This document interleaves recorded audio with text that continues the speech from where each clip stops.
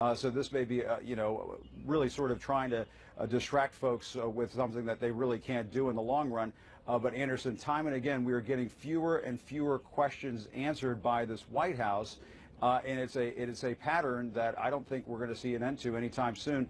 They are really acting as if they're just in the bunker on almost every single big issue these days. All right, Jim Acosta, appreciate the update on climate change. The president cited plenty of facts and figures yesterday, all of which have been checked and many of which have been called into question, including this.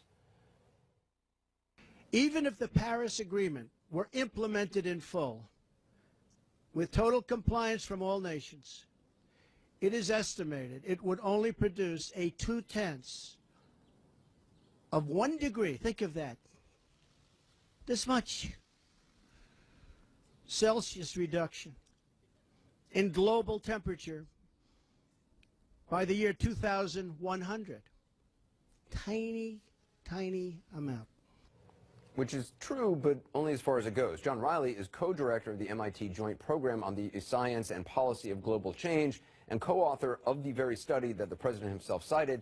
He says that if not for the Paris Accord, this tiny reduction the president mentioned would instead be a large increase. I spoke to him earlier tonight. Did anyone in the White House reach out to you or any of your colleagues at MIT before citing the study yesterday? No, we were, of course, completely surprised. It was hard for us to imagine how that study could be used to support withdrawal of the U.S. From the agreement. If anything, it would seem to suggest that the U.S. should engage even more with the Paris Accord. And the Paris Accord, of course, includes a schedule for reviewing progress and making new commitments.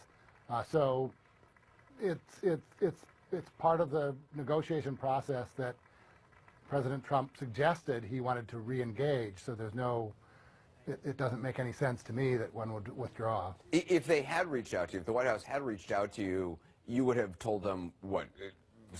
Continue with the accord and try to do more?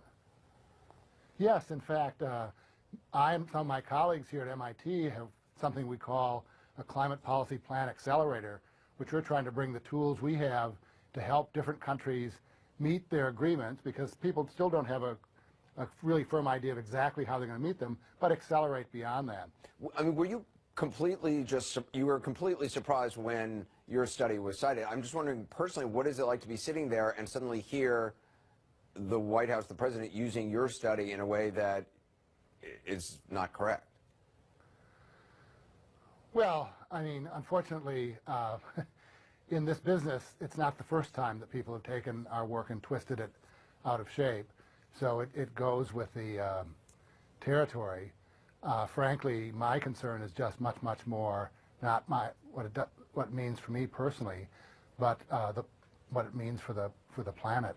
Well, John, I appreciate your work and I appreciate you talking to us. John Riley, thank you. Thank you. Well, plenty to talk about with the panel. Paul Begala is here, Jason Miller, Jennifer Granholm, Stephen Moore, and Maggie Haberman. Maggie, why wouldn't the White House just say whether or not the president continues to believe that climate change is a hoax, as he had previously tweeted as a civilian?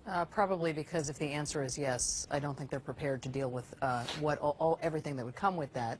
And I think they don't want to get into having to explain away a tweet from a couple of years ago. That having been said, this is perfectly fair game. It's a legitimate question. It's something that he said as a candidate. It's something that he put out there on the medium that he continues to use, and it's his favorite way of communicating directly with people.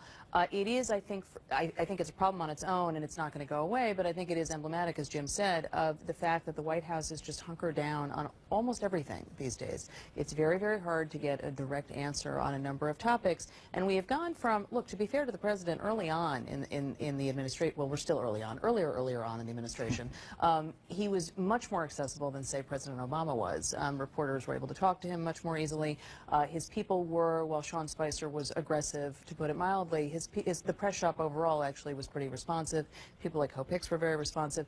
I think it has changed in the last couple of weeks. I think that the post-James Comey firing period has really altered the balance here, and I think that what you saw with the EPA and what you saw with whether he still thinks climate change is a hoax is part of that. Stephen, shouldn't the American people be able to know whether or not the president believes climate change is a hoax or not? Well, I want to just clarify something for you, because I think that what conservatives believe. I've never talked to Donald Trump directly about climate change, but I know how conservatives